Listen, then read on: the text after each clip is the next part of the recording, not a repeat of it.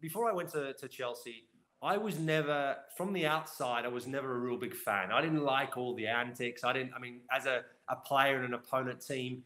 But then obviously, it's one thing to judge someone from afar and to see the media's perception, fans' perceptions and so forth. And then there's different when you actually are in that environment and you work with someone closely. So my opinion of him changed dramatically. One of the things that is true to form is that, a lot of people say, is it a show? Is he playing up to the media? Is he creating a diversion at times to distract from everyone else, to take the pressure off his players? Yes, he does that as well. But he also loves it himself. But he also is brutally honest within that change room, the same as he is with the media at times. I remember, at training at Chelsea, I think we were about 7 or 8 games in, 10 games in. He called everyone into the change room and nobody knew what was going on.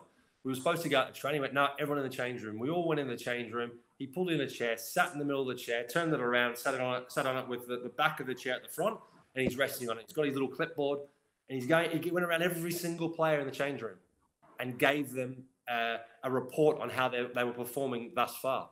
And he gave them a very clear what would you say, report card on their performances. Oh, wow. And what they needed to do, if they were underperforming, if they were performing, then obviously he would give them credit for it. But I would say 99% of the players who went around, he berated them to a degree. And one of them was, well, actually a couple of them. John Terry was one of them. Frank Lampard. I went to Frank Lampard and said, Lamps, I know you. You know me. I know I love you. We know what a fantastic player you are. But you would be honest as well to say to yourself that you're not performing at the level you should be. And I need that from you. And he went around every player in the change room. And he came to me as well. And I thought, oh, no, what is he going to say about me? But I hadn't even played. So I was a bit like, oh, okay, how have I been training? And he had shouted at me a couple of times at training for making mistakes. And I thought, oh, no, what's going to happen? And he went on to say, you've done everything you needed to do and you're great, but you need to speak more. You need to talk more to the players. You need to be more involved. The players trust you and believe in you.